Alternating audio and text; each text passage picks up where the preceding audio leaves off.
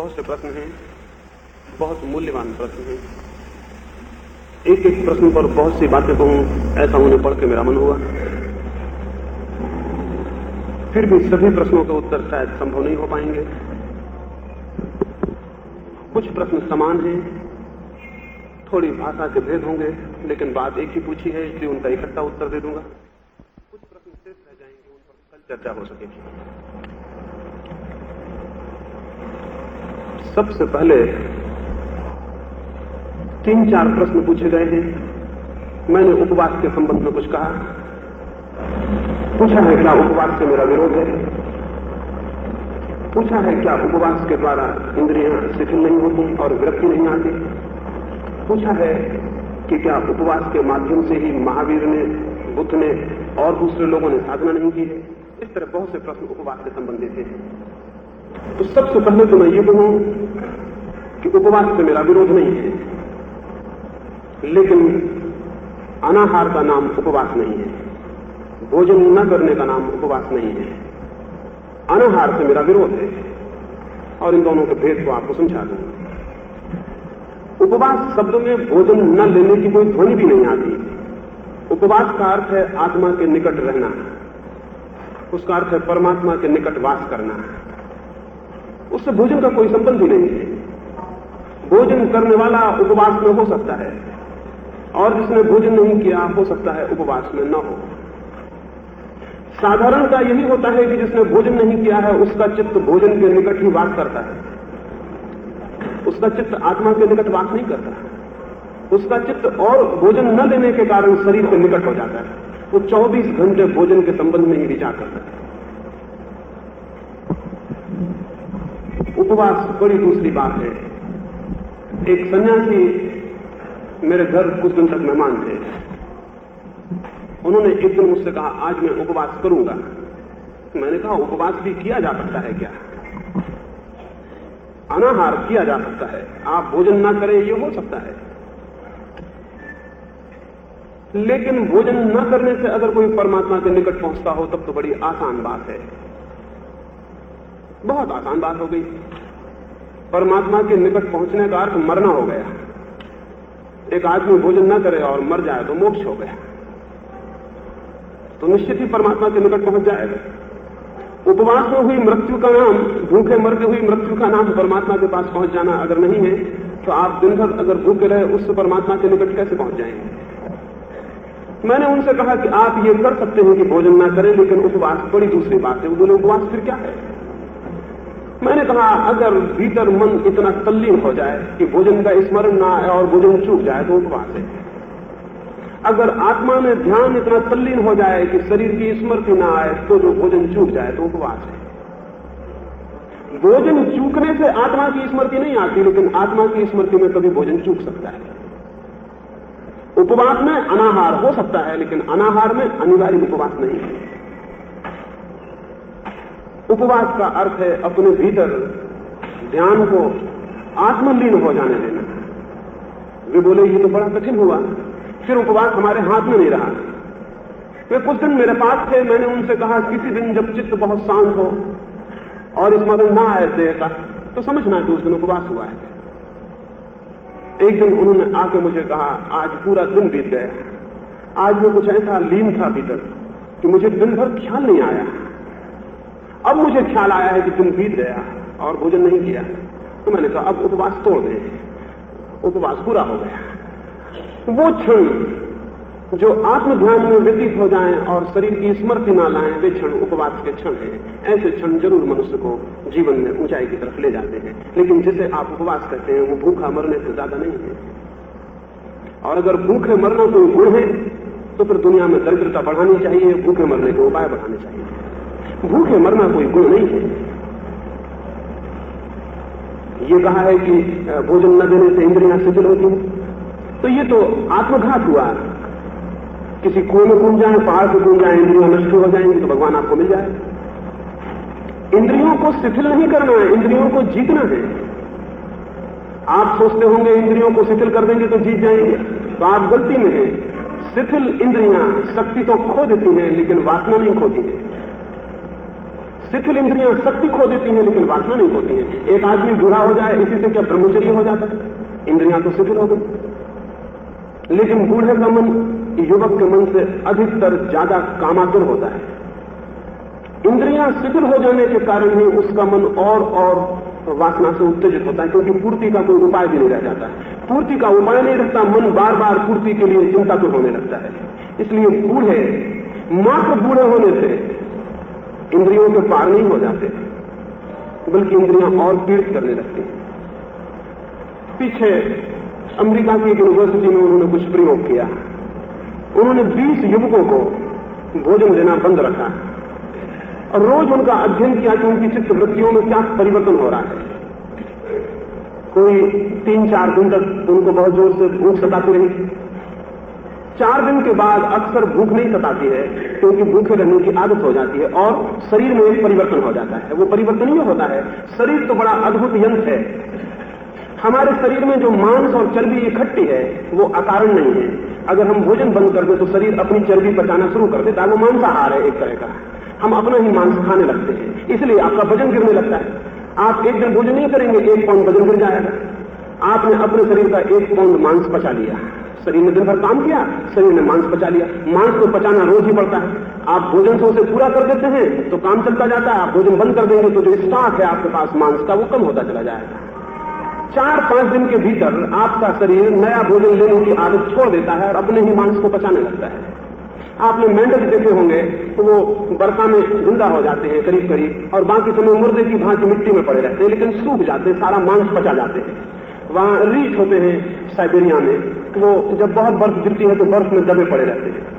जब वे बर्फ में दबते हैं तब उनका शरीर बहुत भारी होता है। जब महीने 2 महीने 4 महीने बाद बर्फ पिघलती है, वे निकलते हैं तो उनका हड्डी के ढांचे रह जाते हैं। उस बीच में वहां पड़े पड़े अपना मांस पचा जाते हैं। तो अगर आप भोजन बंद कर दें तो आपका मांस पचना शुरू हो जाता है। इसलिए मैंने कहा कि एक तरह की हिंसा है, आप दूसरे का मांस खाएं या अपना, दोनों स्थितियों में हिंसा है।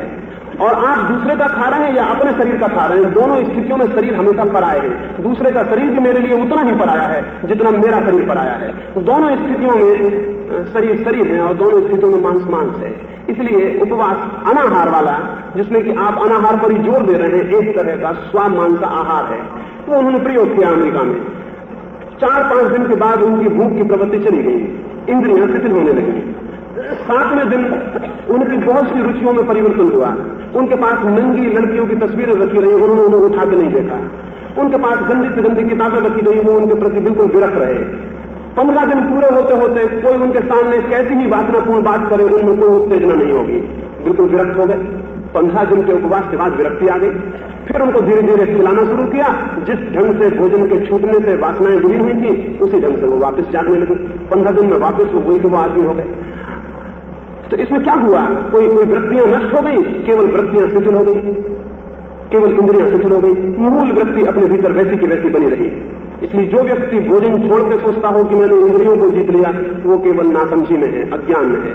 अभी उसको भोजन दिया जाए, इंद्रियां फिर सजग हो जाएंगी, वापस सारी इंद्रियां अपनी सक्रियता पूरी कर लेंगी। इसलिए भोजन के न करने से कोई वासना नष्ट नहीं होती है, केवल इंद्रियां शिथिल होती हैं और वासना भीतर छिपी पड़ी रह जाती है, बीज रूप में वासना बनी रहती है। सवाल इंद्रियों को शिथिल करने का नहीं, सवाल वासना के परिवर्तन का है। इसलिए आप देखेंगे महावीर या बुद्ध, इनकी आपको इंद्रियां शिथिल मालूम होती हैं, इनकी मूर्तियां आपने देखी हैं, इनके चित्र देखे हैं, इनकी इंद्रियां आपको शिथिल मालूम होती हैं। इनसे ज्यादा स्वस्थ इंद्रियों को लोग खोजने कठिन हो जाएंगे। लेकिन इनके पीछे चलने वाले साधुओं को देखें तो उनकी इंद्रियां जरूर शिथिल मालूम होती हैं। वे उपवासी लोग थे, ये अनाहारी लोग थे।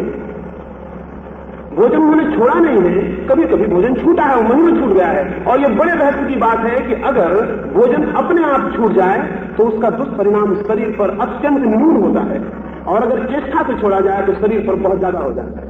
शरीर पर इसलिए बहुत ज्यादा होता है कि आप 24 घंटे सोचते हैं मैंने भोजन नहीं किया, ये सजेशन, ये ऑटो सजेशन कि मैंने भोजन नहीं किया और मैं कमजोर हो रहा हूं और इंद्रियां शिथिल हो रही है, आपके चित्त को प्रभावित करता है और शरीर को क्षीण करता है। लेकिन जिस व्यक्ति को शरीर का स्मरण ही ना आए, जिसे ख्याल ही ना हो कि मैंने भोजन नहीं किया और इंद्रियां शिथिल हो रही हैं और शरीर कमजोर हो रहा है, तो ये ऑटो सजेशन उसके भीतर नहीं पकड़ते हैं, ये सुझाव उसको नहीं पकड़ते हैं। उसका शरीर बहुत मात्रा में अक्षुण अपनी शक्ति को बचा पाता है। उपवास बड़ी दूसरी बात है। मैंने जो विरोध किया वो अनाहार का किया, अनाहार के मैं विरोध में हूं। क्योंकि मेरा मानना है कि इंद्रियों को शिथिल नहीं करना बल्कि वासना को परिवर्तित करना है, और वासना के परिवर्तन के लिए स्वस्थ इंद्रियां अत्यंत आवश्यक है। अस्वस्थ इंद्रियों वाला व्यक्ति वासना के परिवर्तन को उपलब्ध नहीं होता है। इसलिए आप बीमार आदमी को कोई आध्यात्मिक आदमी मत समझ लेना, या जर्जर हुई वाले इंद्रियों वाले आदमी को कोई आध्यात्मिक मूल्य मत दे देना। लेकिन दुनिया में कुछ ऐसा हुआ है, और हमारे जैसे मुल्कों में इस बात का बहुत प्रचार किया गया है, धीरे धीरे हम बीमारी और अस्वास्थ्य को भी अध्यात्म समझने लगे हैं। काउंट कैसलिन हुआ वहां जर्मनी में, वो हिंदुस्तान से बहुत प्रभावित था। उसने अपनी किताबों में लिखा है कि स्वास्थ्य एक गैर आध्यात्मिक बात है, स्वस्थ होना एक गैर आध्यात्मिक बात है। अगर इंद्रियों का शिथिल होना अध्यात्म है तो बीमार होना अध्यात्म होगा, और इंद्रियों का स्वस्थ होना अध्यात्म का विरोध हो जाए। इंद्रियां स्वस्थ होनी चाहिए, वासना शून्य होनी चाहिए, तो जीवन परिपूर्णता को उपलब्ध होता है। और वासना तो पूर्ण रहे और इंद्रियां सुस्त और शिथिल हो जाएं तो जीवन केवल कुरूप हो जाता है, जीवन केवल अस्वस्थ हो जाता है, और वैसा व्यक्ति केवल कुंठा और पीड़ा में जीता है, किसी आत्म आनंद को उपलब्ध नहीं होता। ये मैं इसलिए कह रहा हूं कि मैं शरीर को मनुष्य की आत्मा का शत्रु नहीं मानता हूं। शरीर केवल वाहन है, आप उससे जो उपयोग लेना चाहते हैं वो देता है। अगर आप पाप में जाना चाहते हैं शरीर राजी होता है, अगर आप पुण्य में जाना चाहते हैं तो भी शरीर राजी होता है। नरक की यात्रा करनी हो तो भी शरीर से होती है, और मोक्ष में गमन करना हो तो भी शरीर से होता है। शरीर का अपना कोई आप पर आग्रह नहीं है कि आप क्या करें। आप जो करना चाहते हैं शरीर हमेशा उसको करने के लिए राजी और तैयार हो जाता है। शरीर अद्भुत यंत्र है, शत्रु नहीं है, हमेशा मित्र है। पाप में जाए तो भी मित्र है, पुण्य में जाए तो भी मित्र है। और शरीर आपसे कुछ भी नहीं करवाता है, आप जो करना चाहते हैं वही शरीर से कर लेते हैं। लेकिन हम शरीर के शत्रु हो जाते हैं, और हम समझते हैं कि शरीर के विरोध में लड़के कोई आत्मा उपलब्ध होगी। शरीर के विरोध में कोई सवाल ही नहीं है, शरीर से विरोध का कोई प्रश्न ही नहीं है। असल में शरीर से विरोध अध्यात्म नहीं है, एक तरह का रिएक्शन और प्रतिक्रिया है। संसार में शरीर काम आता है, भोग में शरीर काम आता है, तो हम सोचते हैं कि शरीर जो कि भोग में काम आता है वो योग में कैसे काम आएगा। उसका विरोध करो, उसको नष्ट करो। भोगी की भूल थी कि वो सोचता था कि शरीर से मैं भोग कर रहा हूं, भोग भी मन से होता है, शरीर तो केवल उपकरण होता है। योगी की भूल होगी कि वो सोचे कि मैं शरीर को नष्ट करके योग कर रहा हूं, योग भी मन से होता है। शरीर हमेशा सहयोगी है, छाया की भांति आपके पीछे है। जहां आपका मन जाना चाहता है शरीर वहां जाने को हमेशा तैयार और तत्पर है। इसलिए जो जानते हैं वे शरीर के प्रति हमेशा अनुग्रहित अनुभव करते हैं, उसके प्रति विरोध और शत्रुता अनुभव नहीं करते। वे हमेशा शरीर के प्रति धन्यवाद अनुभव करते हैं। संत फ्रांसिस की कल मैं बात कर रहा था, जिस दिन वो मरा उसने अपने शरीर को अंतिम धन्यवाद दिया, और उसने कहा मेरे शरीर तेरे इतने उपकार हैं मेरे ऊपर, तूने ही सारे अनुभव मुझे दिए, तेरे ही अनुभवों तेरी ही यात्रा से मैं आगे बढ़ा और ऊपर उठा, और तू सदा मेरा साथी था, चाहे मैंने बुरा किया हो चाहे मैंने भला किया हो। तब इस अंतिम क्षण में जबकि मैं तुझसे विदा हो रहा हूं तो मुझे कैसे धन्यवाद दूं, किन शब्दों में मैं तेरा धन्यवाद करूं। और मुझे दिखाई पड़ता है जो जानेगा उसका शरीर के प्रति विरोध गिर जाए। शरीर शत्रु नहीं, शरीर हमेशा मित्र है, किसी क्षण में शरीर आपका शत्रु नहीं। लेकिन हम अपनी ही भ्रांति से अगर शरीर को शत्रु बना ले तो हमारा जीवन शरीर से लड़ने में व्यतीत हो जाता है। और मेरा मानना है कि जो व्यक्ति शरीर से लड़ता है वो एक अर्थ में मेटेरियलिस्ट है, वो भौतिकवादी है, वो आदमी अध्यात्मवादी नहीं। शरीर के ऊपर उसकी बड़ी मान्यता है, बड़ा आग्रह है। अब भी मैं एक जगह था, एक साध्वी ने मुझे कुछ प्रश्न पूछे, उन्होंने कागज में लिखा हुआ था, तो मैंने उनसे कहा कागज मुझे दे दे। उन्होंने बड़े ऊपर हाथ करके मुझे वो कागज छोड़ा, जैसे कहीं मेरे हाथ में उनका हाथ न छू जाए। तो मैंने उनको पूछा इतने दूर हाथ को ले जाने का कष्ट क्यों दे रही है, क्या घबराहट है मेरे हाथ से? अगर मेरा हाथ आपके हाथ को छू भी जाएगा तो कौन सी परेशानी हो जाएगी? निश्चित ही हाथ के छूने का डर अत्यंत भौतिकवादी मन का सबूत है। ये बुद्धि अत्यंत मेटेरियलिस्ट है। इसका विश्वास शरीर पर है, इसका विश्वास आत्मा पर नहीं है। और मैंने उनसे कहा आप ही निरंतर कहती हैं कि हम शरीर नहीं है आत्मा है, और फिर ये शरीर से छूने की घबराहट क्या है? असल में भीतर दमन किया हुआ है सेक्स को, दूसरे का स्पर्श तत्क्षण उसमें गति दे देगा, उसको जगा देगा। वो घबराहट, वो परेशानी दे रही है। ये हाथ तकलीफ नहीं दे रहा है, वो भीतर दबा हुआ सेक्स, वो भीतर दबी हुई कामना तकलीफ दे रही है। कोई भी स्पर्श तत्क्षण उसे जगा देगा। हाथ क्या करेगा? हाथ तो कुछ भी नहीं कर सकता है, शरीर क्या करेगा? लेकिन भीतर मन में दमन हो तो शरीर से शत्रुता मालूम होने लगती है, और मन की भूल चूक को हम शरीर पर आरोपित करते हैं। हमारी आदत है ये, हमारी आदत यह है हमेशा दूसरे पर दोष देने की हमारी आदत।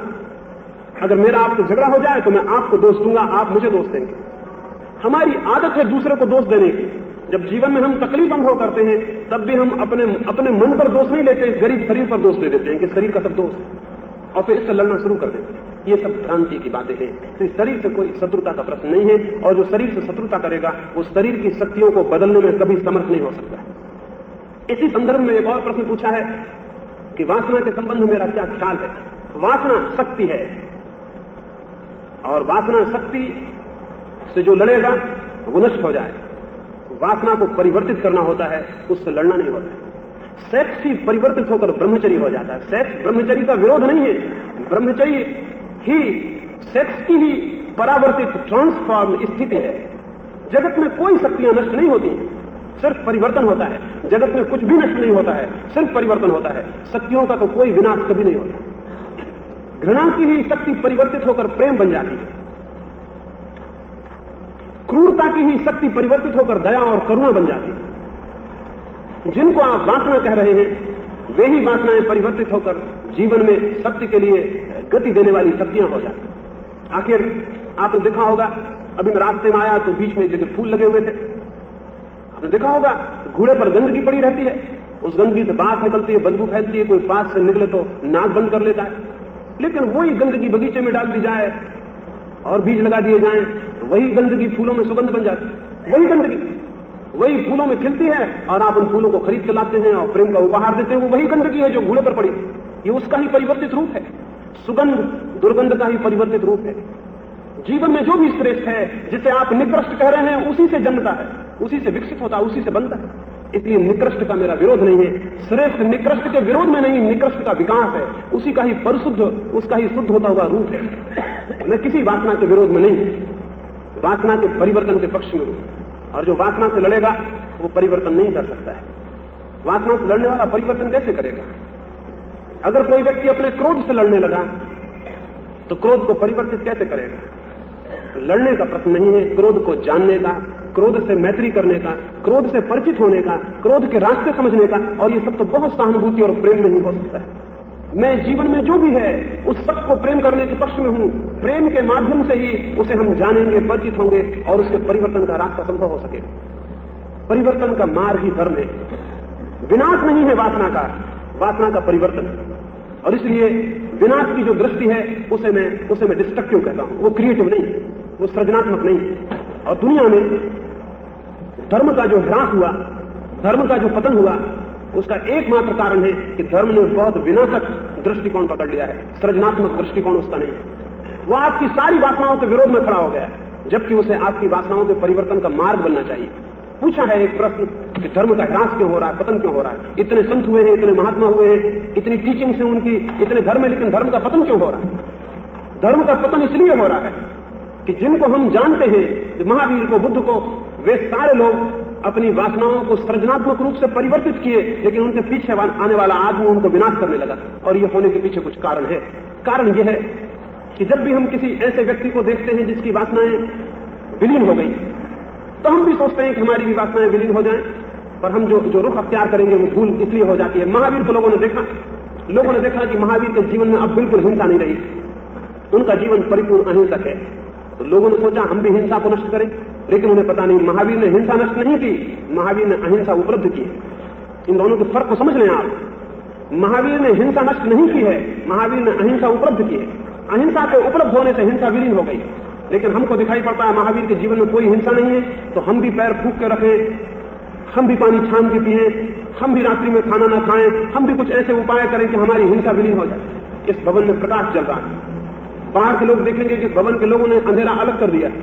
अब कोई पागल अपने घर जाए और उसके घर में अंधेरा हो, वो भी अंधेरे को धक्के देकर निकालने लगे।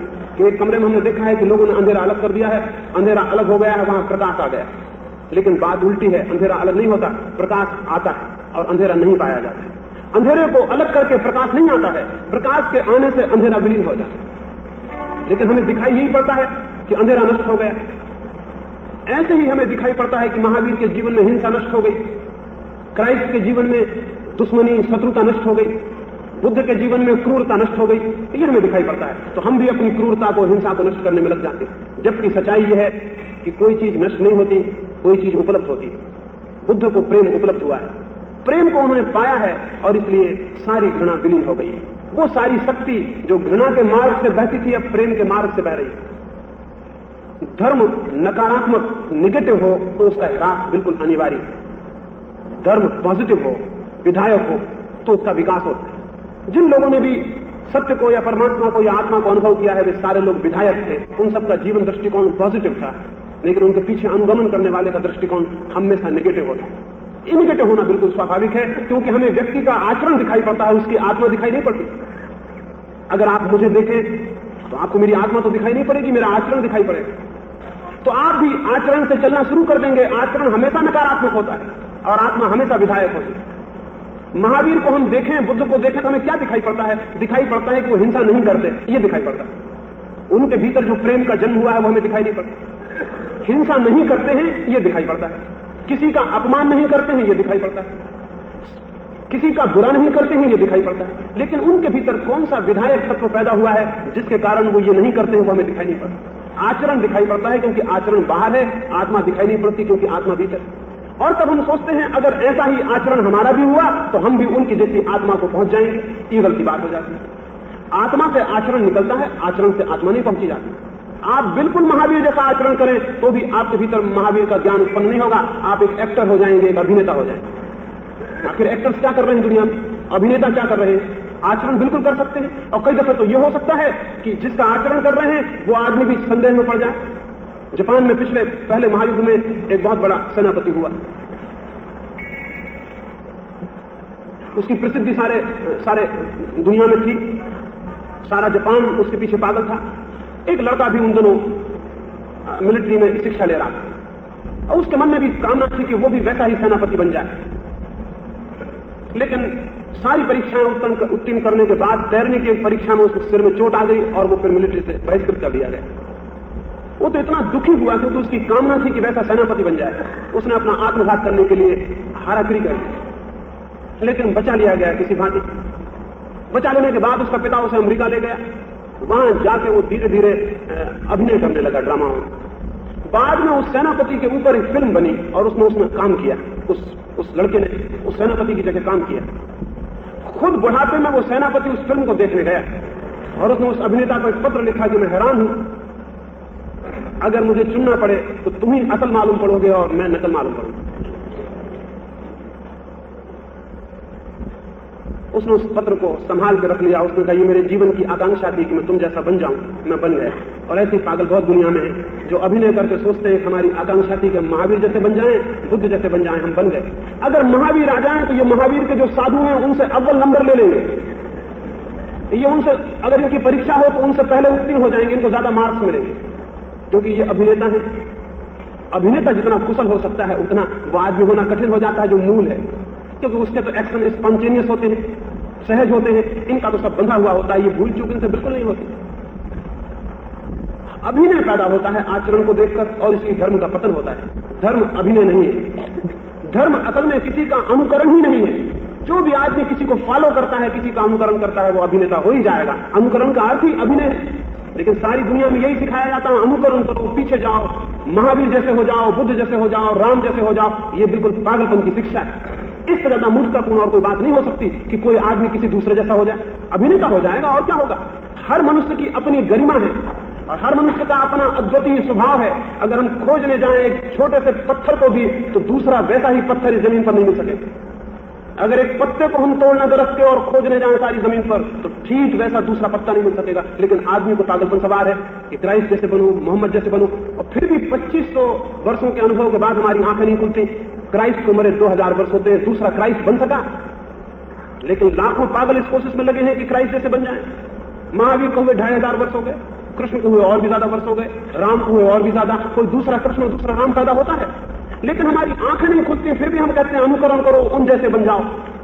कोई मनुष्य किसी दूसरे जैसा नहीं हो सकता। और अगर भगवान को यही इच्छा थी कि उन्हीं जैसा बनाना है तो आपके पैदा करने की कोई जरूरत नहीं थी। आप यूनिक हैं, आप अद्वितीय हैं, आप अपनी सत्ता लेकर पैदा हुए। आपको किसी की नकल करने का जिम्मा नहीं है। आपके ऊपर कोई रिस्पॉन्सिबिलिटी नहीं है कि आप दूसरे आदमी की नकल बन जाएं। और दुनिया में नकल के हो जाएंगे तो दुनिया विकृत होती चली जाएगी, क्योंकि वहां असली आदमी बिल्कुल नहीं रह जाएंगे। इस दुनिया में झूठापन इसीलिए है कि सारे लोग किसी दूसरे जैसा बनने की कोशिश में लगे। अगर हर आदमी अपने ही जैसे बनने की कोशिश में लगे, जो वो है अपने भीतरी तल पर वही हो जाए, दुनिया बेहतर हो जाएगी। धर्म अनुकरण नहीं है, धर्म स्वयं हम जैसे हैं वैसा होने की शिक्षा है। किसी के पीछे जाने का कोई सवाल नहीं। धर्म का क्यों पतन हुआ है इतनी शिक्षाओं के बाद, उसका कारण ये। एक और प्रश्न पूछा है कि इतने इतने बड़े लोग पैदा हुए, उन्होंने जब दुनिया को ऊपर उठा दिया तो फिर दुनिया बार बार नीचे क्यों गिर जाती। ये तो ऐसी बात हुई कि आप कहें कि मेरे पिता ने बहुत शिक्षा ली थी तो अब मैं अशिक्षित कैसे हूं, अब मुझे शिक्षा की कौन सी जरूरत है। या आप कहें कि मेरे पिता तो बहुत बड़े पढ़े लिखे आदमी थे तो मुझे पढ़ने लिखने की कौन सी जरूरत है। नहीं, आपके पिता कितने ही पढ़े लिखे हो, आपके खून में पढ़ाई लिखाई नहीं आती है, आपको फिर पढ़ना लिखना होगा। तो दुनिया में बड़े लोग पैदा होते हैं, बड़ी हवाएं पैदा होती हैं, बड़े समाज पैदा होते हैं, लेकिन वो सब उनकी पीढ़ी के साथ समाप्त हो जाता है। नई पीढ़ी को फिर वहीं से शुरू करना होता है जहां उनने शुरू किया था। धर्म के जीवन में हम किसी के कंधे पर खड़े नहीं हो सकते, अपने ही पैरों पर खड़े होना होगा। कोई आप महावीर बुद्ध के कंधों पर खड़े नहीं हो सकते कि हम तो उनके कंधे पर खड़े, हमें उनसे बेहतर होना चाहिए। आप अपने पैर पर खड़े हैं, महावीर अपने पैर पर खड़े हैं, कोई किसी के कंधे पर खड़ा नहीं हो सकता। उनकी उपलब्धि उनकी चेष्टा है, आपकी चेष्टा आपकी उपलब्धि बनेगी। इसलिए दुनिया में ऐसा नहीं हो सकता अभी ये दुनिया है, बहुत कोशिश की जाए, बहुत बड़ा आंदोलन हो, बहुत बड़ी क्रांति हो, लाखों लोग ज्ञान को उपलब्ध हो जाएं, आत्म साक्षात हो जाए। इसका मतलब ये थोड़ी है कि 50 साल बाद इनके जो बच्चे होंगे वो आत्म साक्षात को उपलब्ध होंगे। उनको फिर कोशिश वहीं से प्रारंभ करनी पड़ेगी। जीवन का कोई भी सत्य खुद ही सीखना होता है और अपने ही पैरों पर सीखना होता है। यही वजह है कि हमेशा हम वापस वहीं के वहीं पहुंच जाते हैं जहां से दूसरे लोगों ने अंत किया था। वहां से हमारा प्रारंभ नहीं होता, हमें अपना ही प्रारंभ अपने ही प्रारंभ से करना होता है।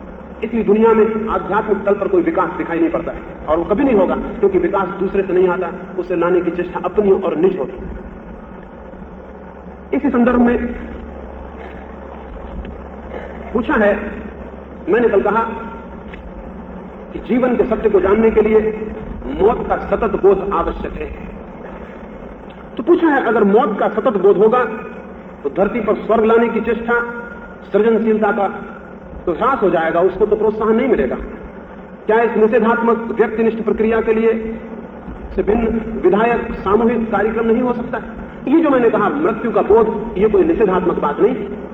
मृत्यु कोई झूठी और कोई काल्पनिक बात नहीं है। मृत्यु से बड़ा सत्य कुछ नहीं है। मृत्यु से ज्यादा पॉजिटिव और क्या है? मृत्यु से ज्यादा विधायक और क्या है? और सब चीजें संदिग्ध हो सकती हैं, मृत्यु भर असंदिग्ध, और सब चीजें की हुई ना की हुई हो सकती हैं, और सारी घटनाएं घटे ना घटे, लेकिन मृत्यु भर असंदिग्ध। तो मृत्यु को निगेटिव क्यों कहते हैं आप? मृत्यु से ज्यादा पॉजिटिव और क्या है? उससे ज्यादा विधायक और क्या है? वही तो निश्चित तथ्य है।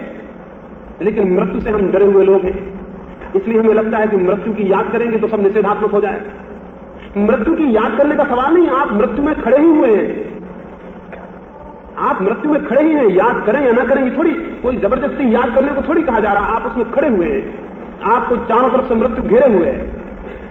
इसे देखना जरूरी है, क्योंकि ये तो तथ्य है, और तथ्य को जो नहीं देखेगा वो सत्य को कैसे पा सकेगा? तथ्यों को देखकर ही सत्य तक जाने का मार्ग बनता है। लेकिन डर लगता है कि अगर हम मृत्यु का सतत स्मरण रखेंगे तो जीवन से हमारे पंजे हट जाएंगे, जीवन पर हमारी पकड़ छूट जाएगी। निश्चित ही जिसको आप जीवन समझ रहे हैं उसको पकड़ छूट जाएगी, लेकिन उसको पकड़ छूट ही जानी चाहिए, वो जीवन है ही नहीं। वो जीवन होता तो पकड़ नहीं छूटती। अगर मौत के स्मरण से जीवन पर पकड़ छूट जाती है तो वो जीवन नहीं है। जिस पर पकड़ छूट जाए वो कोई जीवन है। मृत्यु के स्मरण मात्र से जो जीवन व्यर्थ हो जाए वो कोई जीवन है? वो जीवन नहीं है। लेकिन हम डरते हैं क्योंकि हम उसी को जीवन समझे हुए हैं। हम उन चीजों को जीवन समझे हुए हैं जो कि हमारे पास है ही नहीं। जैसे एक भारतीय साधु रामतीर्थ अमेरिका और यूरोप से घूम के वापस लौटे, वो हिंदुस्तान में एक छोटी सी रियासत में मेहमान हो गए। उस राजा ने उनसे एक दिन सुबह आके पूछा कि मैं ईश्वर को जानना चाहता हूं, मुझे कुछ बताएं। रामतीर्थ ने कहा, ईश्वर को जानना चाहते हो या ईश्वर से मिलना चाहते हो? उस राजा ने कहा, मिला दे तो और भी बड़ी कृपा होगी। लेकिन जब उसने ये कहा मिला दे तो उसे जरा भी ख्याल नहीं था कि ये आदमी मिलाने को राजी हो जाए। कौन मिलाने को राजी होगा? उसने बहुत सन्यासी देखे, बहुत पंडित देखे थे जो ईश्वर की बातें तो करते हैं लेकिन मिलाने का सवाल उठे तो मार्ग से हट जाएंगे। रामतीर्थ ने कहा कि मिलना चाहते हैं तो अभी मिलना चाहते हैं या थोड़ी देर ठहर सकते हैं? राजा और भी हैरान हुआ। उसने कहा, यह आदमी या तो पागल है और यह हद झूठी बात कह रहा है। आप कहने लगा कि अभी मिलना चाहते हैं या थोड़ी देर ठहर सकते हैं? राजा ने कहा, जब आप कहते ही हैं तो मैं अभी मिल लूं। रामतीर्थ ने कहा यही मैं चाहता था, ऐसे लोग मुश्किल से आते हैं जो अभी मिलना चाहते हो। तो ठीक है, तो थोड़ा सा काम कर दें, मैं जरा उनको खबर कर दूं आपसे मिलने की। वो राजा बहुत हैरान हुआ कि क्या बातें कर रहे हैं। उसने कहा भी कि मैं परमात्मा से मिलने की बात कर रहा हूं, आप कुछ गलती तो नहीं समझ गए, किसी और से मिलने की बात तो नहीं समझ गए। रामतीर्थ ने कहा मैं तो परमात्मा के सिवाय किसी की बात ही नहीं करता हूं, इसलिए भूलने का कोई सवाल नहीं। आप एक कागज पर अपना परिचय लिख दें, मैं जब उनके पास पहुंचा दूं, आपसे भी कोई मिलने आता होगा तो आप लिखवा लेते हैं कि आप कौन है। राजा ने कहा उचित है, ठीक ही है, मैं भी किसी से पूछता हूं तो पूछ लेता हूं कौन है, क्या है, किस लिए मिलना चाहता है। उसने अपने कागज पर अपना नाम लिखा कि मैं फला स्टेट का मालिक हूं, लिखा कि मेरा फला मकान है, ये सारी बातें लिखी और उसने रामतीर्थ को दिया। रामतीर्थ हंसने लगे और उसने कहा इतने झूठ को लेकर भगवान से मिलना नहीं हो सकता। झूठ? उस राजा ने कहा इसमें झूठ जरा भी नहीं है, मैं राजा हूं, यही मेरा नाम है, यही मेरा भवन है। रामतीर्थ ने कहा इस भवन में तुम कितने दिन से हो? इस भवन में तुम्हारे पहले कोई और था और उसके पहले भी कोई और था, और तुम अपने साथ भवन को ले जाओगे या तुम्हारे पीछे कोई और इसमें रहेगा? तुम मालिक कैसे हो सकते हो? राजा थोड़ा चिंता में पड़ गया हो, इस भवन का मालिक होना कठिन है। रामतीर्थ ने कहा यह सराय है, तुम्हारा मकान नहीं है, इसमें और लोग भी रहे हैं और लोग रहेंगे, इसमें तुमसे पहले बहुत लोग रहे हैं, तुमसे बाद में बहुत लोग रहेंगे, तुम भी एक मेहमान हो इस मकान में, लेकिन तुम्हारा मकान इस भ्रम में मत रहो। राजा ने कहा तो ठीक ही कहते हैं कि मेरे बाद कोई ना कोई इस मकान में रहेगा, मैं इसको ले जाने में असमर्थ हूं, तो जिसको तुम ले जाने तो उसके मालिक कैसे हो सकते हो? उस राजा ने कहा छोड़े मकान की बात छोड़े, लेकिन मैं राजा तो हूं, ये जो मेरा नाम है ये तो मेरा है। रामतीर्थ ने कहा अगर तुम्हारा नाम तुम्हारे पिता ने दूसरा रख दिया होता तो क्या तुम दूसरे आदमी हो जाते? या आज तुम्हारा नाम हम बदल दें तो क्या तुम दूसरे आदमी हो जाओ? क्या नाम के बदलने से तुम्हारे भीतर कुछ बदलेगा? राजा ने कहा नाम के बदलने से भीतर क्या बदलेगा? नाम ही बदलेगा, मैं तो जो हूं वही रहूंगा। तो रामतीर्थ ने कहा फिर ये नाम तुम्हारा होना नहीं है, ये तुम्हारा कोई अनिवार्य हिस्सा नहीं है, इसके बदलने से कुछ बदलाहट नहीं आती, तुम फिर भी वही रहोगे। और तुम कहते हो मैं राजा हूं, कल अगर तुम भिखारी हो जाओ तो तुम्हें क्या बदल जाएगा? तुम्हारे भीतर क्या बदल जाएगा? तुम्हारे बाहर चीजें बदल जाएंगी, महल की जगह झोपड़ा होगा, बहुत नौकर चाकर की जगह कोई भी नहीं होगा, और संपत्ति तुम्हारे बाहर, फिर बाहर तुम्हारे पास टूटे फूटे बर्तन होंगे, भिक्षा का पात्र होगा, लेकिन तुम्हारे भीतर क्या बदल जाएगा तुम्हारे राजा न होने से? कहा ये भी मैं सोचता हूं तो पाता हूं कि मेरे भीतर तो कुछ भी नहीं बदलेगा, सब बदलाहट बाहर होगी। तो फिर रामतीर्थ ने कहा वो जो भीतर है, जो किसी बदलाहट से नहीं बदलता, उसका अगर तुम परिचय दो तो परमात्मा से मिलाऊं, और नहीं तो ये सब जो झूठा है, ये तो कोई वास्ता नहीं, कोई संबंध नहीं, ये नाम तुम्हारा नहीं है, मालिक तुम नहीं हो, राजा तुम नहीं हो, तुम कौन हो उसके बाबत कुछ बात होनी चाहिए। तो राजा चुप रह गया। अगर ये सच हो तो फिर उसने कहा बड़ा कठिन है, मैं तो अपने को जानता नहीं। हम जिसे जीवन कहते हैं वो जीवन है, अगर आप विचार करेंगे तो पाएंगे वो जीवन नहीं। जिसे आप समझते हैं अपना व्यक्तित्व, वो आपका व्यक्तित्व है, विचार करेंगे तो पाएंगे ये व्यक्तित्व नहीं। तो इस डर से कि कहीं ये भ्रम टूट न जाए, सोचें कि विचार करना बड़ी खतरनाक बात है। विचार तो बड़ा निषेधात्मक है, जो भी चीज पर विचार करो उसी का निषेध हो जाता है, इसलिए फिर विचार ही मत करो। अगर ये सोचते हो तो दूसरी बात है, लेकिन अविचार ही निषेधात्मक है, उसके कारण ही जो वास्तविक जीवन है वो दिखाई नहीं पड़ता, और जो अवास्तविक जीवन है वो दिखाई पड़ता है। एक शराबी शराब पिए हो, हम उससे कहें कि तुम जरा शराब पीना बंद करो, फिर दुनिया को देखो, वो कहे मेरी सारी दुनिया बदल जाएगी, जो मैं शराब पी के देख रहा हूं सबका निषेध हो जाएगा। आप कैसी निषेध की शिक्षा देते हैं, मेरी सारी दुनिया गड़बड़ हो जाएगी। तो हम उससे कहेंगे कि तुम शराब पी के जो देख रहे हो वो दुनिया नहीं है, तुम बिना शराब के जो देखोगे वही दुनिया है। जीवन में विचार कर, जाग कर जो देखा जाता है वही सत्य है। इसलिए मृत्यु कोई निषेध नहीं है, मृत्यु तो एक सत्य है, वो चारों तरफ घेरे हुए है। जो उसे नहीं देख रहा है वो अंधा है, जो उसे नहीं देख रहा है वो जीवन को कभी नहीं जान सकेगा। इसलिए मैंने कहा कि मृत्यु को जाने, लेकिन मैंने ये नहीं कहा कि मृत्यु को सतत स्मरण रखें। सतत स्मरण का तो अर्थ ही यह है कि आप जानते नहीं है। जिसे आप जानते नहीं उसका स्मरण रखना होता है, जिसे आप जानते हैं उसका स्मरण नहीं रखना होता। आप जिस चीज को नहीं जानते हैं उसका स्मरण रखना होता है। एक सन्यासी मेरे मित्र हैं, वो जब भी बैठते हैं तो वो हमेशा स्मरण रखते हैं कि मैं ब्रह्म हूं, अहम ब्रह्मास्मि। तो मैंने उनसे कहा कि आपको पता नहीं है इसलिए बार बार दोहराते हैं। अगर पता हो कि मैं ब्रह्म हूं तो ये बार बार बकवास क्यों लगा रखी है कि अहम ब्रह्मास्मि, अहम ब्रह्मास्मि? ये बकवास तो इस बात का सबूत है कि आपको पता नहीं है। अगर आपको पता हो तो मामला खत्म हो गया। स्मरण रखने की क्या बात है? स्मरण तो हम उन्हीं बातों को रखते हैं जिनका हमें पता नहीं होता। अज्ञान का स्मरण रखा जाता है, ज्ञान का कोई स्मरण नहीं होता। ज्ञान तो है, आप जानते हैं, बात खत्म हो गई। आपको दिख जाए कि मृत्यु है, बात खत्म हो गई। अब इसको कोई घोंटना थोड़ी पड़ेगा दिन रात की मृत्यु चारों तरफ मेरे मुझे घेरे हुए। अगर ऐसा आप दोहरा रहे हैं कि मृत्यु मुझे चारों तरफ घेरे हुए है, तो अभी आपको पता नहीं है, आप एक झूठी बात को बार बार दोहरा के विश्वास दिला रहे हैं। मैं लोगों को देखता हूं, वो इस तरह की झूठी बातों को बहुत दिन दोहराते रहते हैं, उनको लगने लगता है हमें कुछ बात का पता चल गया। नहीं, मैंने ये नहीं कहा कि सतत स्मरण रखें, मैंने कहा स्मरण को उपलब्ध हो जाएं। सतत स्मरण रखना एक बात है, स्मरण को उपलब्ध हो जाना, आपको ये दिख जाना चाहिए, ये अवेकनिंग आपके भीतर हो जानी चाहिए कि मृत्यु है, बात खत्म हो गई। इसके बाद कुछ याद थोड़ी रखना है। याद रखना ही फिजूल की बातें याद रखनी पड़ती हैं। जिन बातों को आप जान लेते हैं उन्हें याद नहीं रखना पड़ता है। स्मृति इसीलिए ज्ञान नहीं है, ज्ञान बड़ी दूसरी बात है। स्मृति भूली जा सकती है, ज्ञान भूला नहीं जा सकता। जिसे याद रखा है उसे किसी दिन भूल भी सकते हैं, लेकिन जिसे जाना है उसे भूलने का कोई उपाय नहीं होता, क्योंकि उसे कभी याद थोड़ी किया, उसे जाना है। जो जाना है वो कभी भूला नहीं जाता, और जो याद किया वो कभी भी भूला जाता। तो मैंने ये नहीं कहा कि आप बैठे उठते सोते जागते स्मरण रखें कि मृत्यु है, ऐसे में तो पागल हो जाएंगे। ऐसा स्मरण रखेंगे तो जरूर जीवन गड़बड़ हो जाएगा। नहीं, मैंने कहा जाने, जागें और देखें कि क्या है, तो आपको मृत्यु दिखाई पड़ेगी। और मृत्यु दिखाई पड़ेगी तो आपके भीतर आकांक्षा पैदा होगी कि अगर ये मृत्यु है तो फिर जीवन क्या है, अगर ये सब मृत्यु है तो मैं जीवन को जानने के लिए क्या करूं। तो आपके भीतर प्यास पैदा होगी। उस प्यास के लिए मैंने कहा कि मृत्यु के प्रति जागना उचित है। संबंध में कि जीवन की जागृति रखने के लिए क्या मृत्यु का डर जरूरी है? मैंने डर नहीं कहा मृत्यु का, क्योंकि मृत्यु से डर का मतलब ही क्या है? मृत्यु है ये जानना जरूरी है। जो इसे नहीं जानता वही डरता है। डरने का अर्थ ये होता है कि हमें ये ख्याल है कि हम किसी दिन मर जाएंगे, अभी जिसे हम जीवन समझ रहे हैं वो छीन लिया जाएगा। तो डर इस बात का होता है कि जो हमारा जीवन है वो कहीं मृत्यु छीन ना ले, डर इस बात का होता है।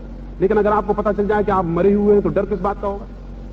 अगर आपको पता चल जाए कि आप मर ही रहे हैं, रोज मर ही चुके हैं काफी, तो डर किस बात का होगा? जिसे आप जीवन समझ रहे हैं वो जीवन मालूम हो तो फिर मृत्यु का डर मालूम होता है। और अगर यही मृत्यु दिखाई पड़ने लगे तो डर क्या होगा मृत्यु का? जो इसे मृत्यु जान लेते हैं मृत्यु के डर के बाहर हो जाते हैं, और मृत्यु के डर के जो बाहर हो जाता है वही व्यक्ति जीवन को जानने में समर्थ होता है। हम इसीलिए डरते हैं, डरते इसीलिए हैं कि ये सब जो हमारा जीवन है ये छिन जाएगा, मृत्यु में छिन जाएगा, तो हमें मृत्यु का डर लगता है कि मृत्यु छीन लेगी। एक साधु था जापान में, एक गांव के बाहर ठहरा हुआ था। उसकी कुछ बातें ऐसी थी कि लोग उसके विरोध में हो गए।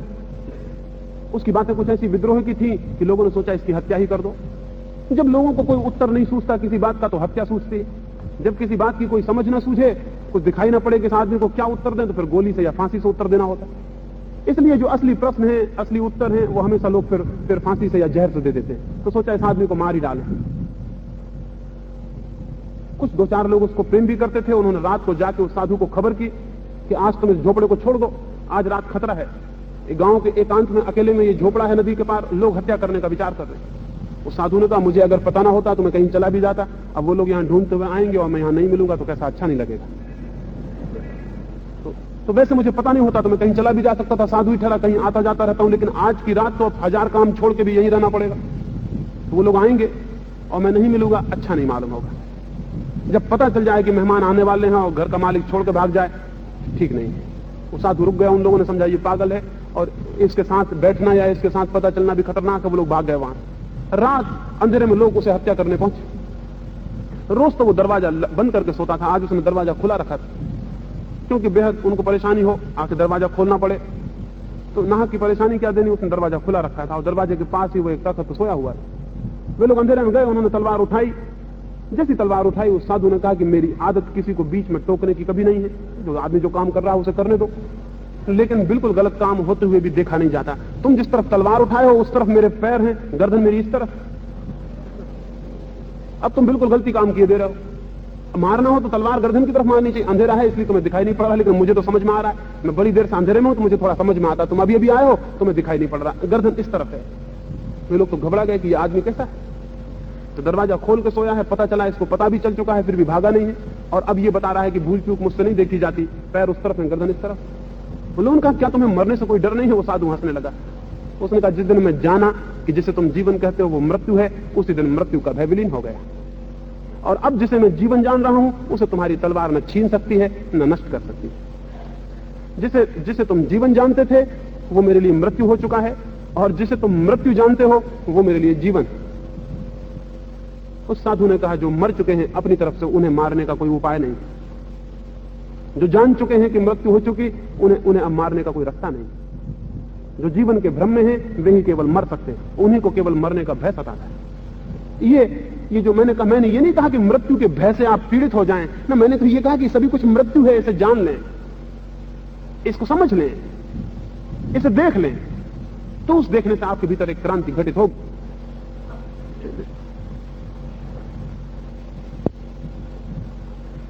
पूछा है कि आप कहते हैं कि साधु को देखने से दया आती है, तो क्या कोई आत्मार्थी साधु नहीं है? सब साधु को एक ही लाइन में रखने से क्या साधुत्व का आप अपमान नहीं करते हैं? साधुत्व का तो मैंने कहा ही नहीं कि साधुत्व पर मुझे दया आती, मुझे तो साधु पर दया आती। और साधुत्व में और साधु में बड़ा फर्क है। असल में जिसके भीतर साधुत्व होता है उसे पता भी नहीं होता कि मैं साधु हूं कि ग्रस्त हूं कि क्या हूं। और जिसको इस बात का पता है कि मैं साधु हूं, वो अभी साधु का ढोंग कर रहा है। साधुता कोई ऐसी चीज नहीं है कि आप लेबल बदल लें, कपड़े बदल लें, रंग रूप बदल लें तो साधु हो गए। असल में जितने लोग साधु की शक्लों में दिखाई पड़ते हैं, समझ लेना कि इन आदमियों को अपने साधु होने पर शक है, अन्यथा ये वेशभूषा रखने की कोई जरूरत नहीं है। इन्हें शक है, थोड़ा इन्हें शक है कि आप इन्हें साधु नहीं समझेंगे, इसलिए साधु होने का सारा ढोंग है, सारी व्यवस्था है। साधु क्या कोई मिलिट्री के सैनिक हैं क्या, कि इनको तगमे लगा दिए और ड्रेस पहना दिए और नंबर लगा दिए? और वैसी ही हालत साधुओं की भी है, वे भी तगमे लगाए हुए हैं। एक साधु गांधी के पास पीछे आया था, सन्यासी था, गैरिक वस्त्र पहने हुए था। उसने आके गांधी से कहा कि मैं सेवा करना चाहता हूं, मैं आपकी बातों से प्रभावित हो गया हूं, अमेरिका में था, वहां से चला आया हूं। तो गांधी ने कहा पहली सेवा ये करो कि ये गैरिक वस्त्र उतार दो, ये गेरुए वस्त्र अलग कर दो, पहली सेवा ये करो। उसने कहा क्यों, इससे क्या बाधा है आपको? तो गांधी ने कहा क्या तुम्हें अपने साधु होने में शक है? क्या तुम्हें संदेह है कि तुम्हारे गेरुए वस्त्र छिन जाएंगे, तुम्हारी साधुता छिन जाएगी? और जिनकी साधुता वस्त्रों में इस तरह बंधी हो उनको साधु कहिएगा।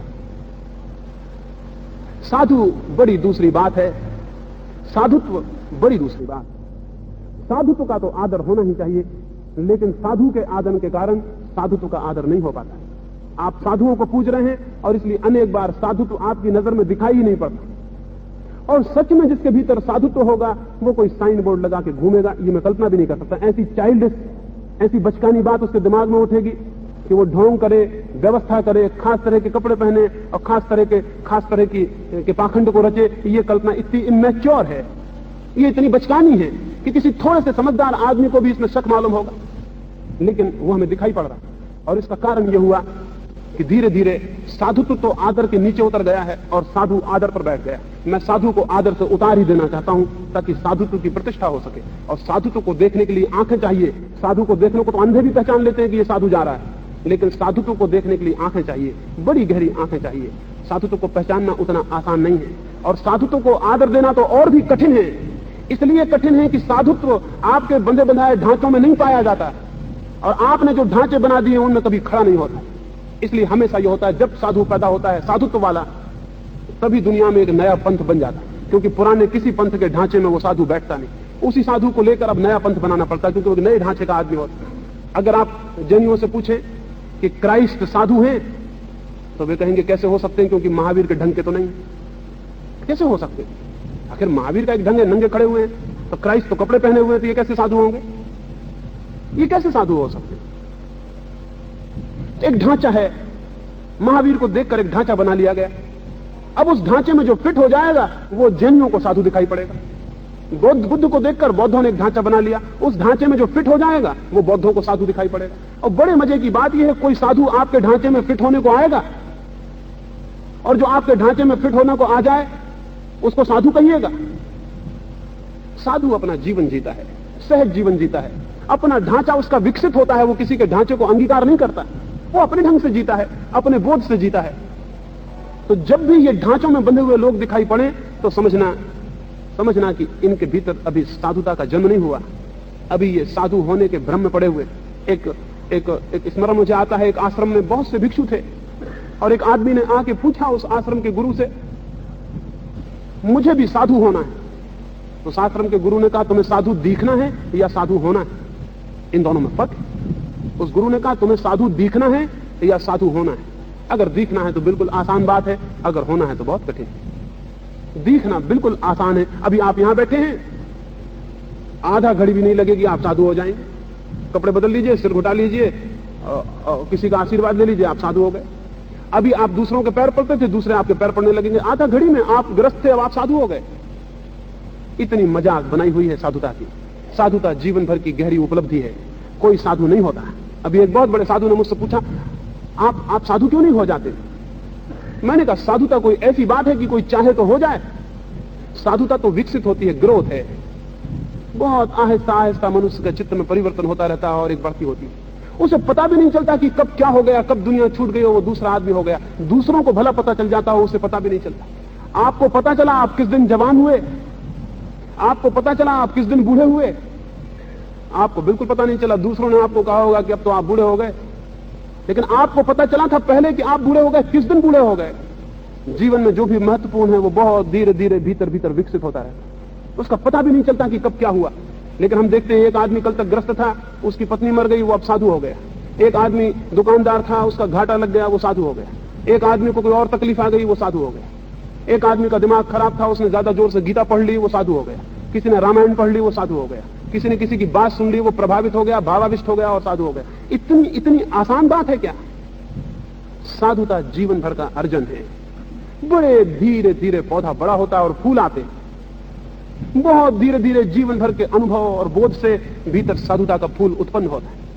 और जब वो उत्पन्न होता है तो वो इस तरह की नासमझी की बातों में प्रकट नहीं होता। जापान का एक राजा था, उसने कहा कि मैं किसी साधु को मिलना चाहता हूं। लोगों ने उससे कहा, इतने साधु हैं, किसी से भी मिल ले। उसने कहा, नहीं, लेकिन इनसे नहीं, मैं तो किसी साधु से मिलना चाहता हूं। तो उन्होंने कहा, गांव के बाहर पहाड़ी के पास एक आदमी रहता है, एक बूढ़ा आदमी, शायद। उसके वजीरों ने कहा कि वो आपको साधु मालूम पड़े। वो राजा वहां गया, उसके निकट रहा, वो उससे बहुत प्रभावित हुआ। कुछ दिन रहने के बाद उसने जाना कि इस आदमी को कुछ मिला है, इसकी आंखों में कोई झलक है, इसके प्राणों में कोई स्पंदन है, इसके आचरण में कोई संगीत है, इसने कुछ जाना है। तो उसने कहा कि मैं आपको अपना राजगुरु बनाना चाहता हूं। वो एक बहुत बहुमूल्य कीमती लबादा बनवा के ले गया। उसमें उसने हीरे जवाहरात जड़वाए, मखमल का उसे बनवाया और जाके उस साधु को पहनाया। उस साधु खूब हंसने लगा। उसने कहा कि इसे तुम प्रेम से देते हो तो मैं इनकार कैसे करूं, लेकिन तुम इसे ले जाओ, इसलिए इसे यहां से ले जाओ कि यहां जंगल में तो भालू हैं, बंदर हैं, कुत्ते हैं, यही मेरे मित्र हैं। वे इस लबादे में मुझे पहने देख के बहुत हंसने लगेंगे कि ये बूढ़ा हो गया, फिर भी अभी बचपना, फिर भी इसमें बचपना है, अभी भी नीला चोगा पहन के घूम रहा है जंगल में। तो इसे तुम ले जाओ। यहां कोई आदमी तो रहता नहीं जो मेरे चोगे को देख के बुद्धू बन जाए। यहां तो जंगल के जानवर हैं, वो बहुत हंसने लगेंगे। वो कहेंगे कि बूढ़ा हो गया, फिर भी अभी इसकी बुद्धि बचकानी है, चोगा पहन के घूम रहा। तो उसने कहा कि इसे ले जाओ, लेकिन ये आप जिनको साधु कहते हैं वो क्या कर रहे हैं, इनकी बुद्धि बड़ी बचकानी है, और इसलिए ये बचकानी बुद्धि के लोग सारी दुनिया में उपद्रव का कारण बने हुए हैं। ये साधु दुनिया को लड़वा रहे हैं और कटवा रहे हैं और परेशान कर रहे हैं। इन साधुओं के ऊपर बहुत हत्या, बहुत भार, बहुत जिम्मा है। जितना असाधुओं ने पाप नहीं किया, इन साधुओं ने किया है और कर रहे हैं, रोज किए जा रहे हैं। और फिर भी हम पूछते हैं कि साधु का अपमान। साधु के अपमान का प्रश्न नहीं है, इस साधु के नाम से जो चल रहा है उसका मैं कह रहा हूं, और इसीलिए उसके लिए कह रहा हूं कि ताकि वास्तविक साधुता के प्रति हमारे मन में एक सम्मान पैदा हो, हम उसे पहचानना और जानना सीख सकें। उसे जानने और पहचानने के लिए कुछ और बातें जरूरी हैं, कपड़े का परिवर्तन नहीं। तो सारे जीवन की क्रांति जरूरी है, सारे जीवन की क्रांति, और जीवन की सहजचर्या जरूरी है। जब कोई साधु हो जाता है तो जीवन अत्यंत सहज हो जाता है, उसके जीवन की सारी जटिलता विलीन हो जाती है, उसके जीवन में लाभ हानि शून्य हो जाती है। इनको आप साधु कह रहे हैं, ये 24 घंटे लाभ हानि की भाषा में सोच रहे हैं। इन्होंने अगर घर भी छोड़ा है तो इस ख्याल में कि इसके बदले में स्वर्ग मिलेगा या मोक्ष मिलेगा। ये पुराने दुकानदार ही हैं, इनके सोचने के ढंग वही प्रॉफिट के हैं। ये छोड़ा है, ये मिलेगा। जो आदमी भी त्याग इसलिए करता हो कि इसके बदले में कुछ मिलेगा, उसने त्याग किया ही नहीं, वो तो अभी पुराने ही हानि लाभ के हिसाब से सोच रहा है। इन साधुओं में आप जाइए और पूछिए कि आपने घर त्याग क्यों किया, वो कहेंगे मोक्ष के लिए। यानी घर त्याग जैसी सड़ी चीज के बदले में मोक्ष पाने का हिसाब बिठा रहे हैं। घर क्या छोड़ दिया है, मोक्ष पाना चाहते हैं, बहुत सस्ती कीमत पे पाना चाहते हैं। और अगर घर की कीमत पे मोक्ष मिलता हो तो कितने समझदार लोग लेने उसे राजी होंगे। कौन उसे लेने राजी होगा जो घर के छोड़ देने से मिल जाता हो। पर ये सोच रहे हैं कि कुछ छोड़ दिया तो कुछ मिल जाए। जो मिलने के ख्याल से छोड़ रहा है वो छोड़ ही नहीं रहा। छोड़ना तो होता है व्यर्थता के बोध से। एक चीज व्यर्थ हो जाती है और छूट जाती है, वो तो अलग बात है। इसलिए साधु को मैं कहता हूं वो कुछ भी छोड़ता नहीं है, उससे चीजें छूट जाती हैं। वो कुछ छोड़ता नहीं है, उससे चीजें छूट जाती हैं। वो किन्हीं चीजों का त्याग नहीं करता है, उससे कुछ चीजें परित्यक्त हो जाती हैं। उसके जीवन में जो जो व्यर्थ हो जाता है उसको उसकी पकड़ विलीन हो जाती है, किसी चीज के बदले में पाने के लिए नहीं। मोक्ष त्याग का बदला नहीं है, असल में त्याग अगर ठीक से हो जाए तो वही मोक्ष है। त्याग बदला नहीं है किसी चीज के छोड़ने का। मोक्ष का मतलब है सब चीजें छूट जाए तो आप मुक्त हैं। लेकिन जो आदमी किसी चीज को पाने के लिए कुछ छोड़ रहा है वो तो बंधन में ही है। जो अभी मोक्ष की कामना से सन्यासी हुआ है वो अभी बंधन के भीतर है। अभी उसकी कामना भी है, अभी बंधन भी है, अभी लेन देन भी है, अभी कुछ छोड़ रहा है, कुछ पाने का ख्याल भी, अभी वासना, अभी कामना कहीं गई नहीं। तो इनको मैं साधु नहीं कहता हूं। साधु मैं उसे कहता हूं जिसके जीवन के ज्ञान ने कुछ चीजें उसके हाथों से अपने आप छूट गई हों, धीरे धीरे धीरे धीरे उसका सब छूट जाए और वो अकेला ही रह जाए, अकेली चेतना मात्र रह जाए और उसकी कोई पकड़ किसी चीज पर न हो। वैसी स्थिति में जब साधुता फलित होती है तो मैंने कहा पहचानना कठिन होता है। हम बहुत अंधे लोग हैं, हम ऊपरी चीजें पहचान लेते हैं, भीतरी चीजें पहचानना बहुत मुश्किल है। इसलिए जब असली साधु पैदा होगा तो आप या तो उसको पत्थर मारेंगे या उसको गोली मारेंगे या जहर पिलाएंगे या फांसी लटका देंगे। और जब नकली साधु होगा तो आप उसके पैरों में सिर रखेंगे, धन चढ़ाएंगे, उसकी पूजा करेंगे, प्रार्थना करेंगे। असली साधु के साथ तो बहुत दुर्व्यवहार होता रहा है और नकली साधु के साथ बहुत सद्व्यवहार होता रहा है। इसलिए मैं साधु के तो विरोध में हूं जिसको हम साधु करके जानते हैं, लेकिन साधुता के विरोध में नहीं हूं। उसी के लिए तो सारी बातें कह रहा हूं कि वो साधुता कैसे विकसित हो सके। तो और बहुत से हैं, कल उनकी चर्चा हो सकेगी।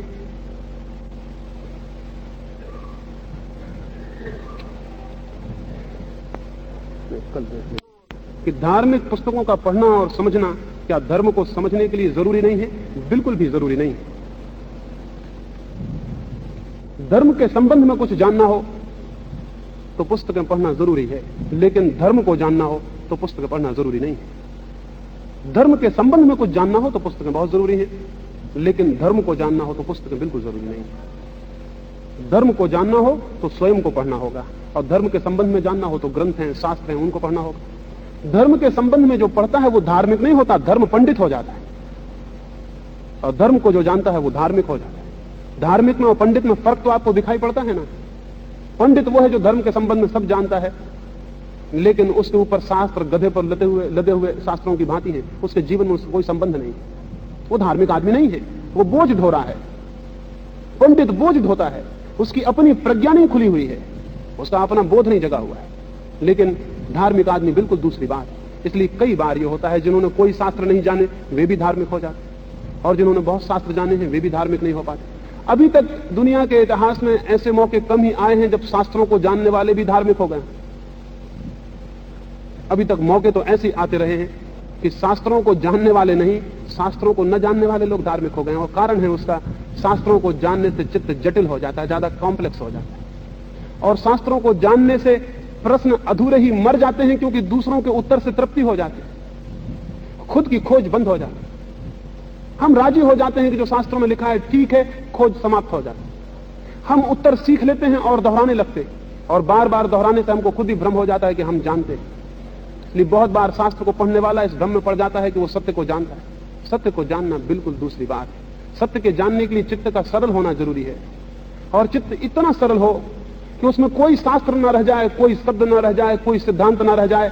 जब चित्त इतना सरल होता है कि उसमें न कोई शास्त्र है, न कोई शब्द है, न कोई विचार है, न कोई सिद्धांत है, न कोई धर्म है, उस सरलता में, उस इनोसेंस में जिस चीज का अनुभव होता है वो सत्य है, वो धर्म है। और उसके अनुभव के बाद जीवन में क्रांति हो जाती है, सारा जीवन बदल जाता है। उस शांति में जो जाना जाता है वो अनिवार्यतया आचरण में आ जाता है। ज्ञान ही आचरण बन जाता है। इस संबंध में और कुछ बातें होंगी तो वो मैं कल आपसे कर सकूंगा। इन सारी बातों को इतने प्रेम से सुना है उसके लिए बहुत बहुत अनुग्रहित हूं, और अंत में सबके भीतर बैठे परमात्मा को प्रणाम करता हूं। मेरे प्रणाम स्वीकार करें।